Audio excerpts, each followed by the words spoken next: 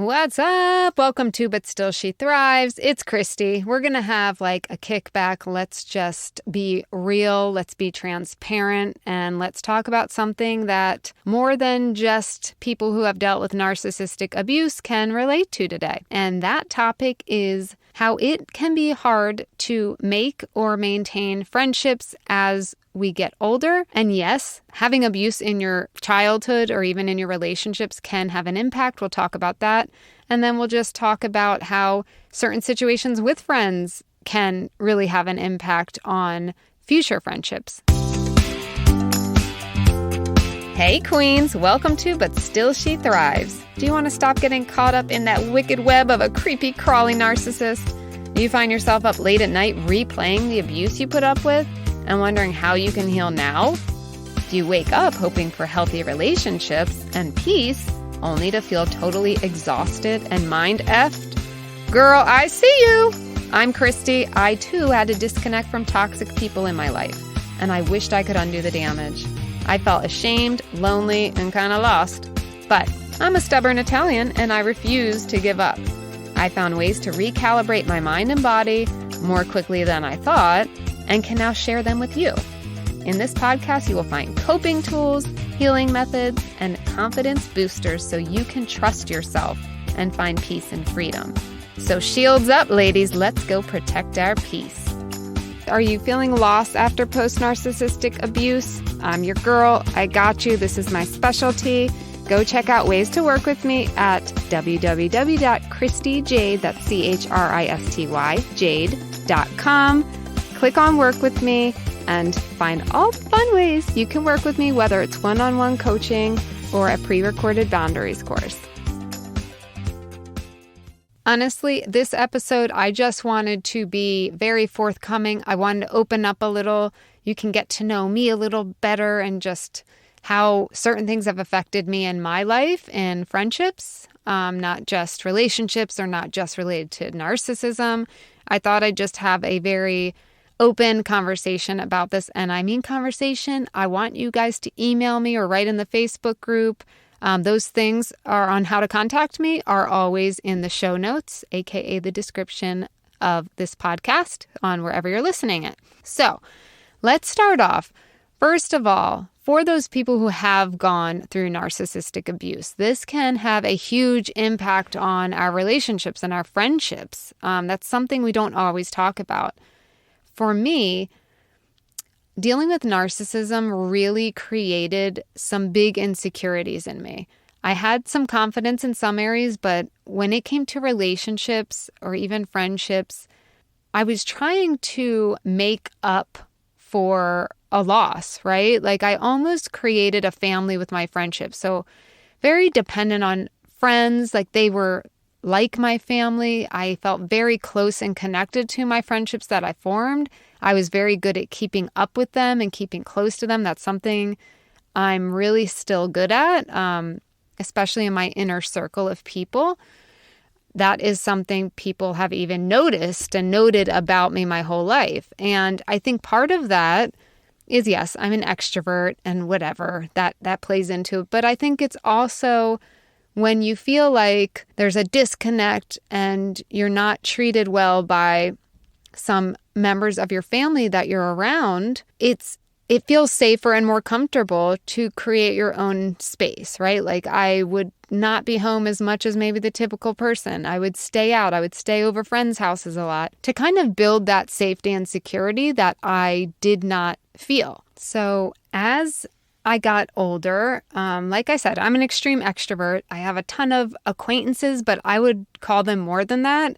And I had one friend that was like, I had like 50 people at my party. And she's like, there's no way you can like actually be friends with these people. It's like 50 people. And I'm like, yeah, I'm pretty close with a lot of them, because I created that dynamic. So as I got older and had more responsibilities and got married, had a child, and especially when I did, this could come with just age and maturity, but in my situation, it also came with, having a narcissistic abuser in my life and cutting that person off and realizing, wait, there are other people in my life and other friends that aren't treating me the best. it was just like once, it's kind of like one of those domino effects where once you realize something and you set it free and you see how it feels so good, you start to realize, wait, I'm getting that other feeling in this part of my life, right? So it's this domino effect. So that started happening. So there were a couple of friends that some I tried to talk to and it wasn't received well. Some just kind of distanced naturally,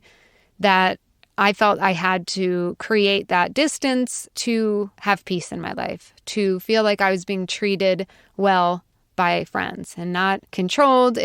Sometimes when you're used to narcissism or a certain way of, it doesn't even have to be narcissist, but a certain type of person in your life, in your childhood, you can later almost be drawn, or during childhood, be drawn to that. And as you get older, be drawn to relationships that are similar, right? Like people that are maybe more on the controlling side, or people that it's their way or the highway, or whatever they say goes. That definitely can play out. And you might be bobbing your head, yep, especially if you've been through abuse.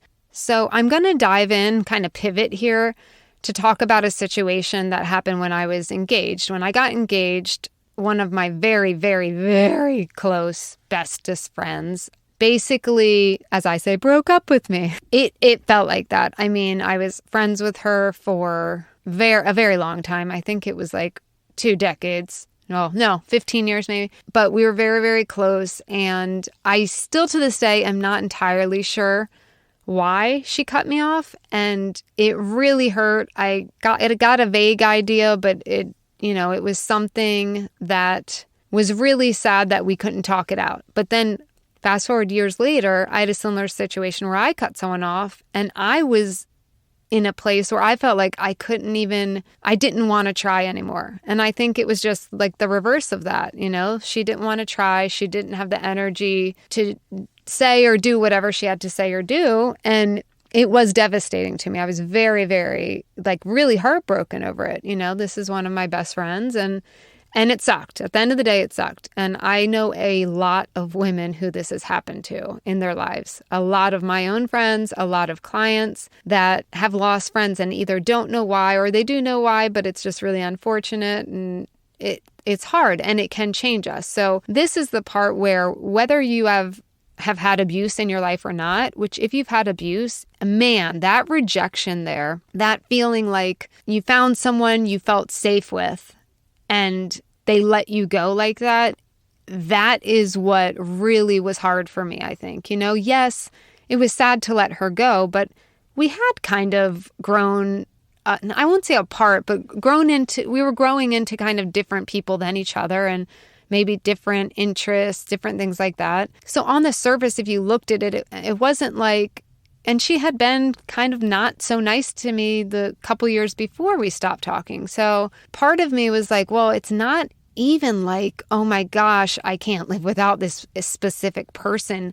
I think it really dug at that wound of, man, I felt safe and that's not real. It almost made me feel like I thought I could trust and I was safe with this person and I'm not. And after you go through abuse, that really can re-trigger things. And so I think that's why it was just really hard to deal with at the time. Anyway, obviously life went on and I grew, but I did notice that when I was meeting new people, I had a wall up. And that can happen where I didn't really trust women. I feel like I get along easier with men. And I don't know if that's just because the situation, it's like girlfriends this happened with or whatever. I do feel like in general, I'm very goofy and sarcastic. And sometimes in my world, at least where I live or people I've met, I do feel like men are almost more easygoing, or maybe it's a thing where they're not looking to make friends and I'm not looking to have man friends around. So it's kind of like, it's just, there's no expectation there. So it lifts that potential, friendship or whatever. How you have mommy dates. It's like, oh, I hope I like this, kid's mom. That'd be cool. I don't feel like there's a big potential for that because I don't know, as a married woman, I'm not going to be like hanging out with these other men 24/7, go and get our nails done and shopping at Target. Though that would be fun. I've told my husband, I'm like, God, I wish I could like do it up with all the men. That sounds awful. That is not what I meant, what just came out of my mouth. But he knows what I mean. He's like, well, I mean, you can talk to men, Christy, you know. I'm like, I know, but there's just a difference. So anyway, I get sidetracked, but that's me. Welcome to ADHD world. But back to meeting new friends, having these walls up, not trusting. I've met people, though, also that just, they're like, I don't want to put in that effort because it feels like dating all over again. It feels like surface level. And I don't love surface level. I am like one that goes in.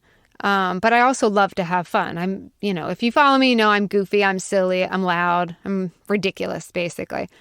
And I like some ridiculous people. So it's kind of like dating again, and we have these responsibilities. Maybe you have kids like I do. A lot of my friends have kids, and sometimes it's hard to keep up with everything. It's overwhelming. For me, I would say I do crave those closer connections and having that tribe of people. I feel like for me, I have a lot of friends like in different areas of my life, but not like one, you know, tribe that's like together kind of. And I always think that's cool. And I've been part of those, but as life ebbs and flows, I've gone kind of in and out of some of those situations. And as I've opened my eyes to what I want in friendships, I've also been like, well, that isn't working for me.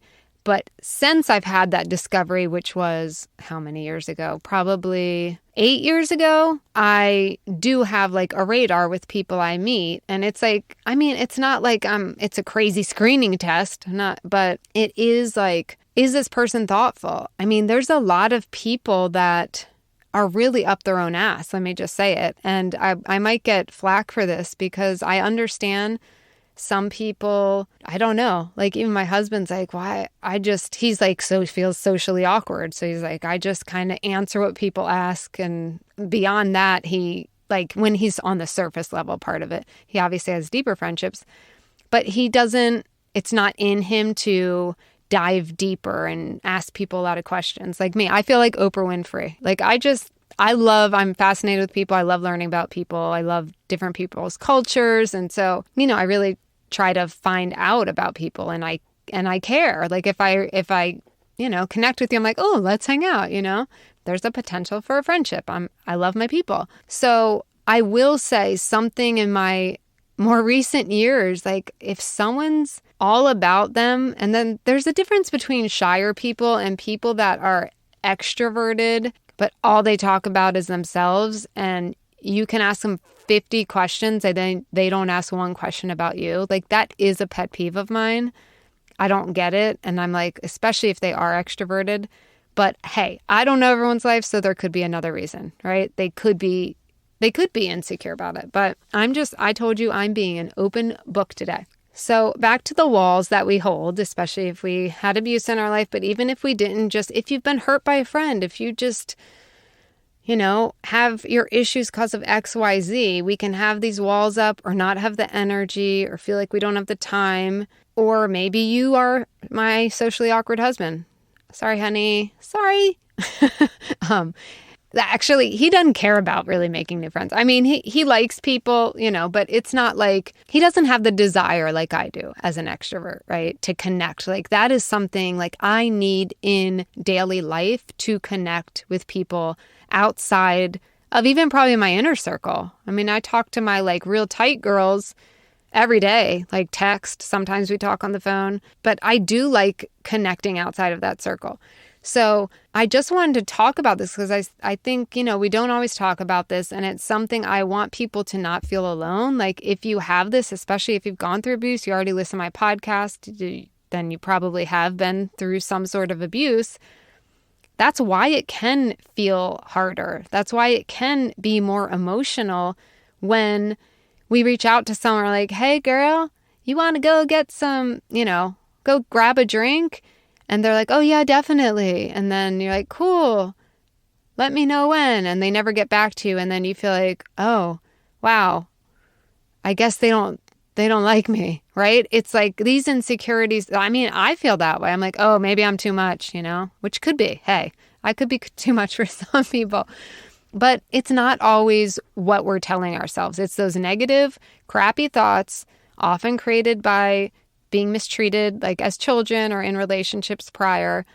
A lot of it is just BS thoughts that enter our heads, and people are just either busy or, they're not really into making new friends in this season of life, or they're scatterbrained. I had one friend, actually, I've had two people say this where I reached out and asked them to hang out, and they're like, oh, I can't on Thursday, but, keep asking me. Or, the other ones, I forget the exact wording, but, no, but keep trying. We got to hang out. Where I was like, at first, like, well, that's jacked up. Why do I got to be the one to initiate all the time, But guess what? Because you're the one that wants to connect, and it seems like they want to, and they have followed, like I have followed up and we have hung out. But some people, they're just not great at doing that. So I guess this is just to say you're not alone if you're feeling this way. It is hard as we get older, and keep pushing, keep trying. If you want to connect, try to make it less personal. It's not always about you. It might be. Girl, maybe you're annoying as shit. I'm just kidding. But yeah, not everyone is going to be for everybody either, but that's not bad. That's the way the world is, right? I mean, if we got along with everybody famously and had 90 best friends, it'd be way overwhelming. So, it's good to have discernment. When you have had abusive situations, you may be like me, where you may be like, maybe I'm a little extra sensitive about looking for signs of like, that person is too into themselves, and it does seem like they always take over and only want to do what they want to do. And like, I see these red flags. Are they always red flags, or am I a little overcautious? I don't know, but that's where I'm at. And so far, I've made some really nice friends, and I'm making more friends, and I'm bringing in some further friends closer that I think seem like really good people, and they're uplifting, and they're doing good things in their lives and not gossiping and shit talking. And there's like substance there. That's important to me too. So it's like we want to kind of have people that we don't want to force friendships with just anybody. And at the same time, it can be hard to find friends in this stage of life, right? So I'd love just this conversation to keep going. I will bring it up in my Facebook group. Email me if you want to talk privately about it, because I think a lot of people deal with this stuff, and I don't think we discuss it as much as we could, and to feel supported. That being said, I think I'm deciding today I'm going to do an extra episode this week, a quickie on maybe tips on making friends in later life and after abuse and all of that, because I have been kind of working through this with myself so that I'm lowering my wall and letting more people in more closely, letting myself be vulnerable, which has not been easy for me, in the last several years. So even though I've met people, I I don't let them all the way in. I've noticed that. So I'm excited. I'm starting we can do it together, work on it together, but I have started thinking about ways to do it. And I'm going to put that on my next episode. Some little tips if you're in the same situation as I am. And if you want to be my online friend, hit me up, girl. It's always fun. I have made so many online friends during the pandemic. Oh my gosh, especially in 2020, even 2021, I was in online groups, and like there's a plethora of amazing people out there. And we have like the whole world that we're able to connect to because of the internet, which is just amazing. It's so cool. So yes, I guess that's the tip I'll leave you with. You can also do online, but I'm a big in-person person. A person. I really am into connecting and actually, feeling that vibe. Did I just say vibe? Feeling that vibe, girl. But, connecting in person. But sometimes if you are super shy or awkward, even meeting people online could build your confidence, whatever. But let's do tips on meeting new friends. I will throw that out later this week. So make sure you're subscribed to my podcast on But Still She Thrives there. You just click a little subscribe button. And I would love you guys, if you are liking this podcast, please, if you have not, go scroll down and